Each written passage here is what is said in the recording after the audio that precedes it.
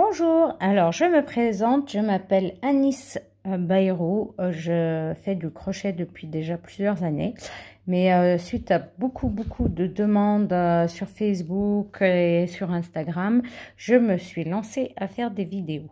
Je vais essayer, c'est ma toute première, donc s'il y a des erreurs ou s'il manque des choses, ne m'en tenez pas rigueur. Je vais essayer de vous montrer comment réaliser une attache tétine au crochet. Et voilà, je vais essayer de vous montrer tout ça en détail. Alors pour cela, on va avoir besoin bien sûr de plusieurs fils de couleur. Ça dépend le modèle que vous aurez choisi. Moi personnellement, j'utilise du 100% coton. Donc je vais avoir besoin d'une couleur blanche pour faire la tête, les oreilles, d'une couleur grise, comme ça je vais mettre deux couleurs, d'une autre couleur comme ça, un vert menthol, voilà, et du fil noir pour les yeux. Parce que je refuse d'utiliser des yeux sécurisés, je trouve que c'est pas assez sécurisé pour les enfants. D'une paire de ciseaux. Vous aurez besoin d'une pince comme celle-ci. Donc vous en trouvez sur Amazon, plusieurs endroits. Après voilà, le modèle vous appartient de choisir ce que vous voulez. D'une aiguille à laine, d'un crochet numéro 2, moi ce que j'utilise. Voilà. Pour les pinces, il y a plusieurs modèles super sympas. Ça dépend ce que vous voulez faire, mais il en existe plein. Donc, à vous de voir. Moi, je vais faire une attache tétine personnalisée. Donc, j'ai pris des perles pareilles. Vous pouvez trouver ça sur Amazon. Et des perles comme ça. Alors, moi, celle-là, je l'ai fait au crochet. Il en existe en bois. Et on peut les faire en bois et enfin...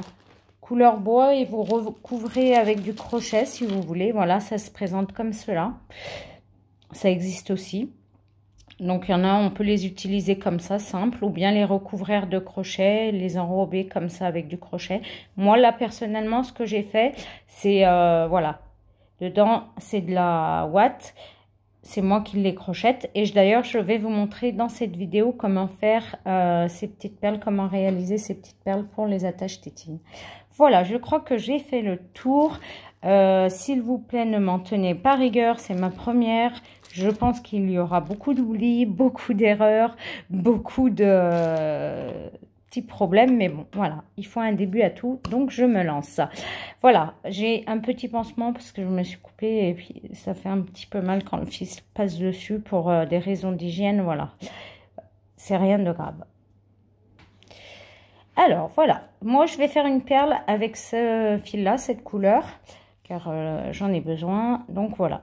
On commence par le cercle magique. Alors, le cercle magique, je vais essayer de vous détailler beaucoup la vidéo parce que j'ai eu beaucoup de questions. Comment on fait le cercle magique, les mailles serrées, les diminutions, les augmentations. Comme ça servira de base pour peut-être d'autres modèles. Donc là, donc le cercle magique. Le cercle magique, moi... personnellement, alors je fais ça tout bêtement, voilà, je mets mon doigt dedans, je tourne, je pince et j'ai réalisé mon cercle magique.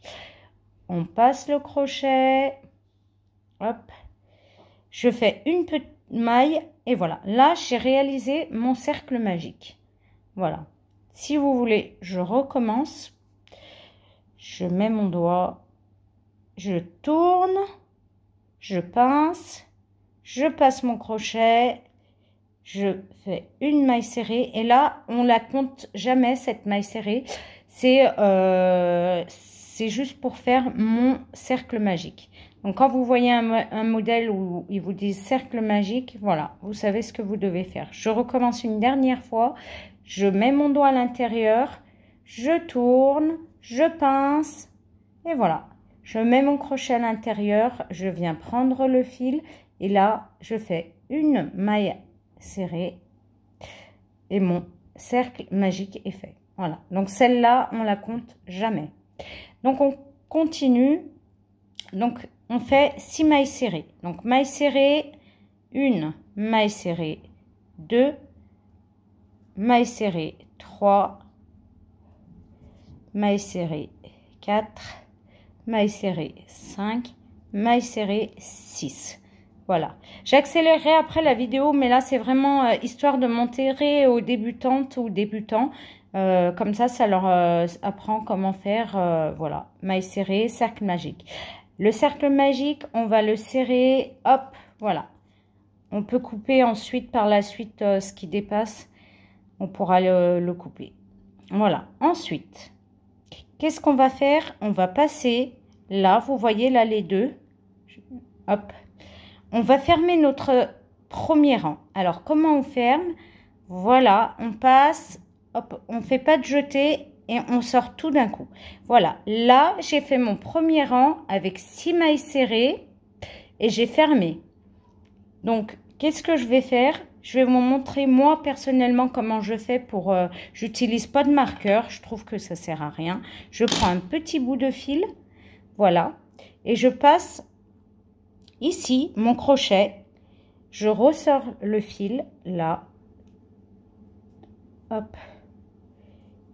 Et voilà. J'ai marqué mon premier rang. Voilà. J'ai mon petit marqueur ici. Ce fil-là, on va bien tirer dessus. Ça va fermer mon cercle magique. Comme ça, vous n'avez plus le trou ici, vous voyez. C'est le fil qui dépasse. On peut le couper un peu parce qu'il va nous embêter. Hop, voilà. Là. À présent, on va faire des augmentations dans chaque maille. Alors, qu'est-ce que c'est que les augmentations? Ça veut dire 2 mailles serrées dans chaque, comme ça, vous voyez, dans chaque extrémité de la maille, on va dire. Voilà, alors, 1 et 2. Et on va aller jusqu'à 12 parce qu'il nous faut 6 augmentations. Donc, 1, 2, 3, 4 dans la même, 5, 6, voilà. Et moi, je vais accélérer mon travail et je vous retrouve à la fin du rang. Alors voilà, j'ai fait 12 mailles serrées. Je mets mon crochet dans le dernier que j'ai fait et je prends le fil qui me sert de marqueur et je le ramène. Voilà. Là, c'est juste pour marquer mon rang. Après, vous pouvez utiliser des marqueurs, vous avez plusieurs techniques, hein, c'est à vous de voir, mais moi, personnellement, je fais comme ça. Ensuite, on va faire, il me faut 18 mailles serrées. Tout le long, donc on va faire quoi? Une maille serrée, une augmentation. Une maille serrée, une augmentation, tout le long, jusqu'à avoir 18. Donc, on fait une et une augmentation. Voilà. Je vous remontre une fois. Donc, une maille serrée simple. Et dans l'autre, une augmentation. Et on fait ça tout le long. Et on se retrouve à la fin du rang. Il faut avoir 18 mailles à la fin du rang. Donc, voilà. J'ai fait 18 mailles serrées. Donc, là, ce que je vais faire, je vais enlever mon repère et je vais le replacer là à ma dernière maille. Je vais vous expliquer pourquoi, parce qu'on doit faire 3 rangs de 18 mailles serrées. Alors moi personnellement j'en ai plus besoin. Là je mets ça parce que voilà, il y a sûrement des débutants, débutantes qui savent pas encore bien faire. Donc je vais le mettre ici, mon marqueur, et on va faire 3 rangs d'une maille dans chaque maille. Donc ça veut dire 18 fois 3. Donc une maille, on a 18 mailles. Donc on va faire ça 3 rangs. Voilà. Donc moi, je vous montre un petit peu le début et je vous montrerai à la fin. Vous continuez comme ça tout le long pendant 3 rangs. Vous faites ça. Voilà. Alors je reviens. Je finis mon dernier rang. Voilà, 18. Voilà, j'ai fini. Donc je remets mon marqueur ici. Hop, là. À présent, nous allons faire des diminutions. Alors, je ne sais pas si vous savez faire, mais je vais vous montrer pour ceux qui débutent. Alors là, on va faire quoi? On va faire une maille serrée dans chaque maille Et la seconde, on va faire une diminution. Alors, comment on fait des diminutions? Moi, personnellement, je prends là, voyez, là, je vous montre bien par le haut, c'est peut-être, voilà, on prend une bride là et une bride là, et ça me fait une diminution. Et on prend le tout, voilà. Là, ça s'appelle une diminution. La prochaine, une maille serrée, simple. Et la seconde, pareil, je prends une bride ici, une bride dans l'autre, je prends le tout, je tire d'un coup et une diminution. Et on fait ça tout le long. Allez, je vous montre une dernière fois. Une maille serrée simple et une diminution. Voilà, on prend une bride ici, une seule bride ici. On fait un jeté, on ressort tout d'un coup. Voilà, on fait ça tout le long et à la fin du rang, arrivé ici, on doit avoir 12 mailles serrées. Voilà, hop, je vous retrouve après. Voilà, je reviens vers vous, j'ai fini. Alors, à la fin de mon rang, vous obtenez ça, ça commence à prendre forme. J'ai oublié de vous dire, comme je vous ai dit tout à l'heure, hein, c'est ma toute première vidéo, je vais certainement oublier des choses. J'ai oublié de vous dire, on avait besoin aussi pour faire ce genre de choses, de la ouate. Alors moi, je prends de la ouate perlée que je trouvais à Cultura ou sur Amazon. Hein. Vous n'êtes pas obligé d'utiliser de la ouate perlée. Mais moi, celle-là, elle me va très bien. J'aime bien travailler avec. Donc, on rembourre un petit peu avant de finaliser la perle. Donc, on rembourre un petit peu. Vous pouvez tasser au maximum. Voilà. Donc, vous allez mettre ce que vous pouvez. Et on va finir avec notre dernier rang. Hop, on rembourre un petit peu. Et après, on finira le rembourrage avec la pointe de votre ciseau. Parce qu'on n'aura plus de place, bien sûr, pour passer les doigts ou même le crochet. Voilà. Vous voyez, vous rembourrez au maximum.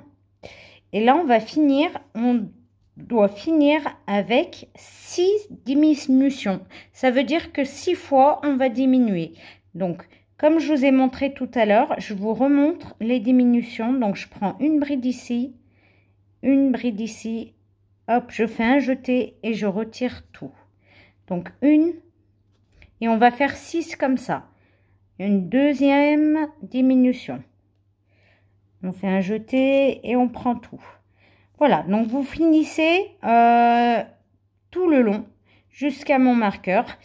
Voilà, 6 diminutions. Il va vous rester 6 mailles serrées à la fin du rang. Voilà, j'ai fait mes 6 diminutions. Là, je vais enlever mon marqueur. J'en ai plus besoin. Hop. Et avant de finaliser et de fermer ma perle, vous allez utiliser la pointe de votre ciseau si vous avez une petite pointe. Et vous allez bien, mais alors bien le rembourrer. Voilà, il faut le rembourrer au maximum pour que ça prenne bien la forme d'une perle. Moi, j'utilise ça comme technique, ça me va bien, mais vous n'êtes pas obligé de faire ça. Vous faites comme vous le sentez. En tous les cas, il faut que la perle soit bien rembourrée pour que ça fasse bien l'effet perle. Donc, je vous montre. Voilà. Je vais finir ma perle, de la rembourrer comme il faut. Et je vous montre à la fin comment on va fermer cette perle. Voilà, j'ai fini de rembourrer. Je vous montre comment on finit. Dans la maille suivante, vous faites un jeté, vous ressortez sans reprendre, vous refaites une maille ici, voilà, une maille chaînette, vous coupez une petite longueur et voilà, la perle elle est terminée. Vous pouvez la bouler, voilà. Hop, maintenant on va fermer l'extrémité. Je vous montre comment pour les débutants. On utilise votre aiguille à laine en plastique ou comme vous voulez. Hein. Et voilà, on va coudre là, voilà. Donc vous fermez la petite extrémité à l'aide d'une aiguille. Très simple. Voilà, vous passez un petit peu entre les mailles. Voilà. Et là, elle est fermée. Vous ressortez n'importe où. Voilà, c'est fermé, on n'en parle plus.